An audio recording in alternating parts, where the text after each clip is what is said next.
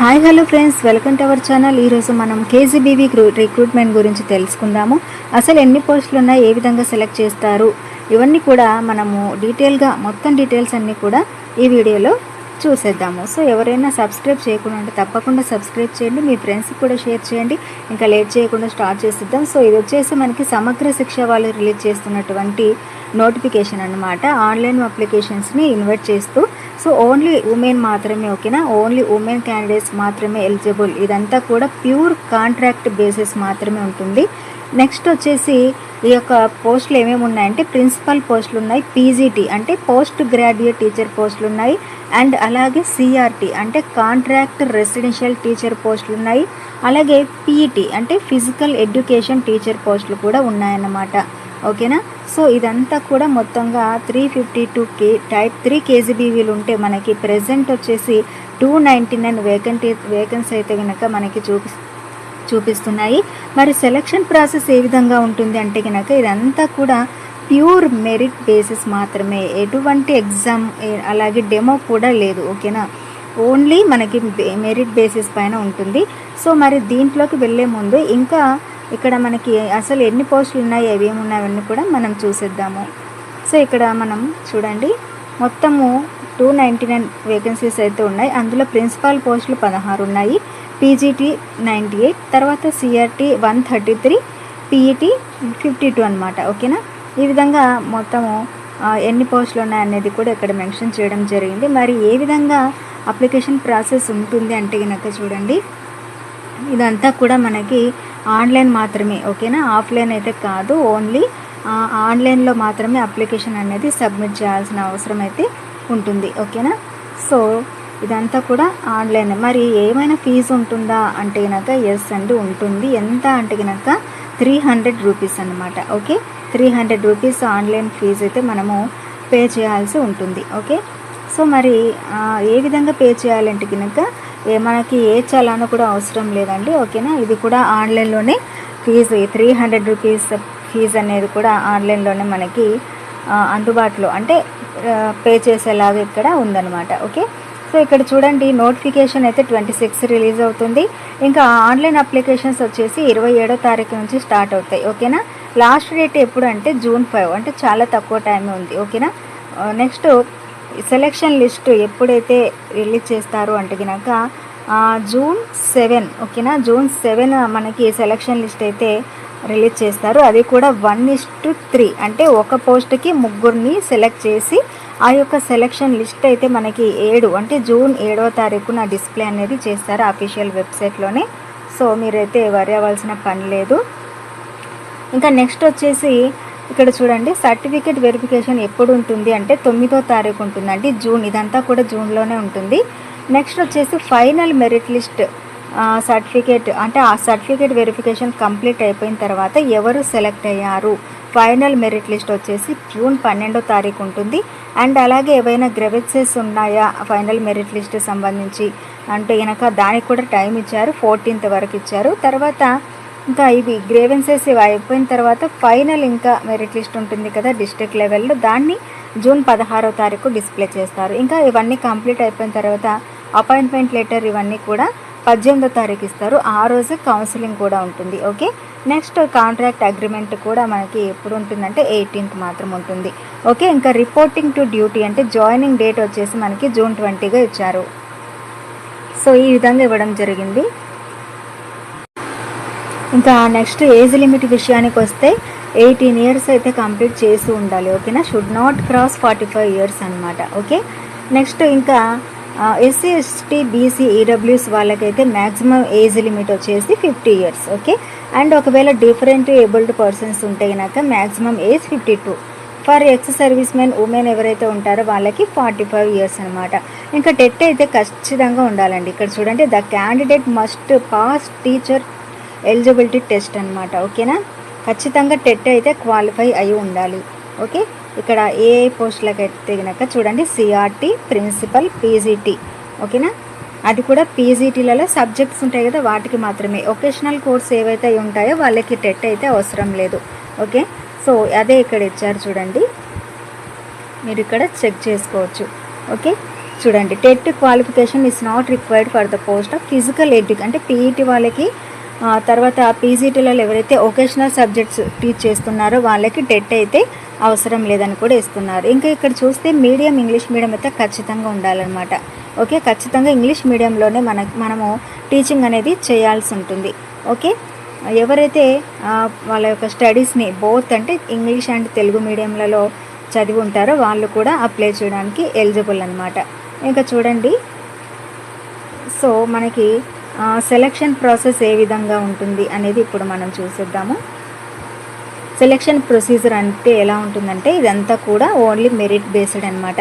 దానికి కూడా వెయిటేజ్ ఇస్తారు. అంటే మనము చదువుకున్నటువంటి స్టడీస్ పరంగా ఒక్కొక్క దానికి ఎంతెంత వెయిటేజ్ ఇస్తారు అనేది కూడా మనం ఇప్పుడు చూసేద్దాము. సో ఫస్ట్ వచ్చేసి మెరిట్ లిస్ట్ ఏ విధంగా క్యాలిక్యులేట్ చేస్తారు, మొత్తం టోటల్గా 100 మార్క్స్కి అయితే ఉంటుందన్నమాట. ఆ 100 మార్క్స్లలో మనకి ఏ విధంగా క్యాలిక్యులేట్ చేస్తారు అనేది మనం ఇప్పుడు చూసేద్దాము. సో చూడండి, merit calculation for the post of ప్రిన్సిపల్స్కి ఏ విధంగా ఉంటుంది అండ్ పీజీటీస్కి ఏ విధంగా ఉంటుందంటే ఎస్ఎస్సి మార్క్స్ అంటే మనం చదివిన 10th క్లాస్ మార్క్స్ని వెయిటేజ్ వచ్చేసి 20 మార్క్స్ వెయిటేజ్గా తీసుకుంటారు. అలాగే ఇంటర్మీడియట్ ఉంటాయి కదా, దానికి 10 మార్క్స్ అయితే వెయిటేజ్గా తీసుకుంటారు. డిగ్రీకి 20 మార్క్స్ అనమాట. అండ్ అలాగే మాస్టర్ డిగ్రీ అంటే పీజీ, ఓకే, పీజీలో 30 మార్క్స్ వెయిటేజ్ తీసుకుంటారు. బీఈడీకి వచ్చేసి 20 మార్క్స్ తీసుకుంటారు. సో టోటల్గా 100 మార్క్స్కి అనమాట.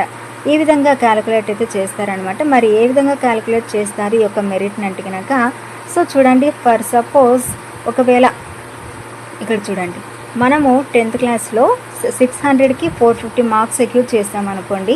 మరి వెయిటేజ్ ఏ విధంగా క్యాలిక్యులేట్ చేస్తారంటే 450 divided by 600 into 20 equal to 15 marks. ఈ విధంగా అయితే వెయిటేజ్ని తీసుకుంటారనమాట. అంటే ఇప్పుడు సపోజ్ మీకు 500 వచ్చాయనుకోండి 600 గాను, 500 డివైడెడ్ బై 600 ఇంటూ 20 చేస్తే ఎన్ని మార్క్స్ అయితే వస్తాయో అంత వెయిటేజ్ అయితే తీసుకుంటారనమాట. ఇక్కడ సేమ్ ఇంటర్మీడియట్లో కూడా అంతే. ఒకవేళ సపోజ్ ఇది జస్ట్ ఎస్టిమేషన్ అనమాట, మీకు ఒక ఐడియా రావడం కోసం 755 తెచ్చుకున్నారనుకోండి 1000కి, వెయిటేజ్ వచ్చేసి 755 డివైడెడ్ బై టోటల్ మార్క్స్ అంటే 1000 ఇంటూ 10గా తీసుకుంటారు. ఓకే, సో ఇక్కడ మొత్తంగా డిగ్రీకి కూడా అలాగే అనమాట. పీజీకి కూడా సేమ్ ఈ విధంగానే క్యాలిక్యులేట్ అయితే చేస్తారనమాట. ఇంకా బీఈడి కూడా సేమ్ ఇలాగే వస్తుంది. ఒకవేళ ఏదైనా సీజీపీఏ ఈ విధంగా ఉంటే కనుక దాన్ని మనకు వచ్చినటువంటి సీజీపీఏ పాయింట్స్ ఉంటాయి కదా, 8, 7, 9 ఇలా, దాన్ని ఇంటూ 9.5 చేస్తే ఎన్ని మార్క్స్ వస్తాయో అన్నీ తీసేసుకుంటారు. ఓకే, ఇది సంబంధించి ప్రిన్సిపల్స్కి అండ్ అలాగే పీజీటీల వాళ్ళకి. ఇంకా సిఆర్టీ వాళ్ళకి ఏ విధంగా వెయిటేజ్ క్యాలిక్యులేట్ చేస్తారు అంటే చూడండి, merit calculation for the post of CRT. SSC 10th క్లాస్కి 20 మార్క్స్ వెయిటేజ్ ఉంటుంది, ఇంటర్మీడియట్కి 20, బ్యాచులర్ డిగ్రీకి 30, ఓకేనా. నెక్స్ట్ బీఈడి ఇది విధంగా ఉంటాయి కదా, పోస్ట్ గ్రాడ్యుయేట్ అన్నిటికీ 30 మార్క్స్ అనమాట, టోటల్గా 100. పీఈటీ వాళ్ళకి ఏ విధంగా తీసుకుంటారంటే వీళ్ళకి 10th class 20 marks, intermediate 40 marks and BPEd లేదా ఏపీ ఏదైతే కోర్సులు ఉన్నాయో వాళ్ళకి 40 మార్క్స్ అయితే తీసుకుంటారు. టోటల్గా మనకి 100 మార్క్స్ అనేవి కంప్లీట్ అయిపోతాయి. మరి మనకి శాలరీ ఏ విధంగా ఉంటుంది ఏ పోస్టులకి అంటే ప్రిన్సిపల్ పోస్టులకు వచ్చేసి 34,139 రూపీస్ అయితే పేమెంట్ ఉంటుంది మంత్లీ.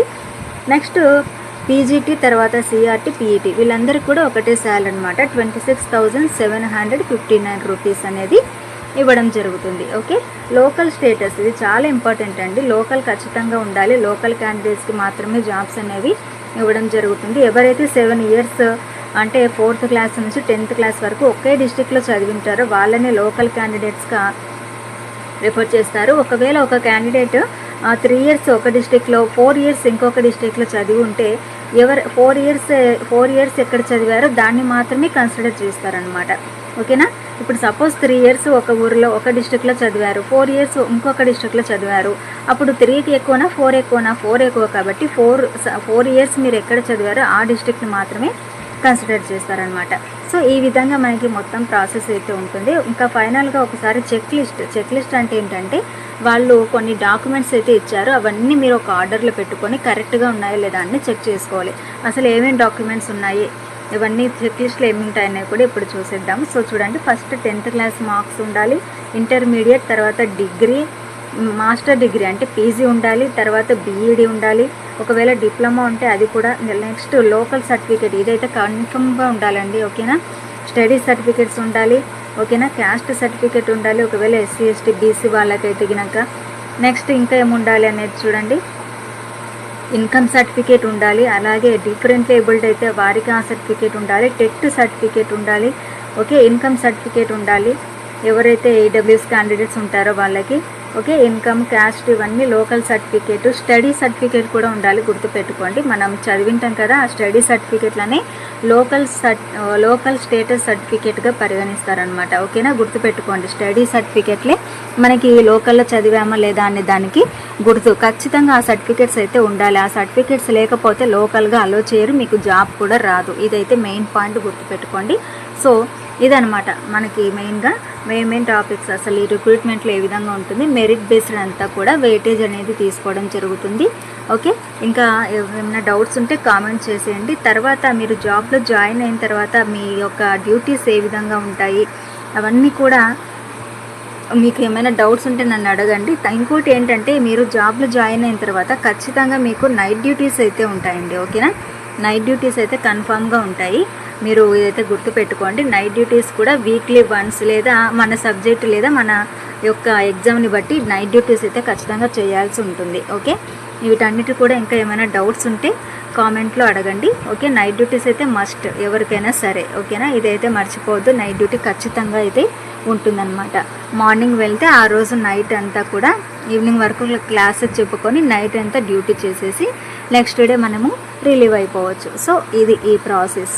ఇంకా ఏమైనా డౌట్స్ ఉంటే కామెంట్స్ చేసేయండి.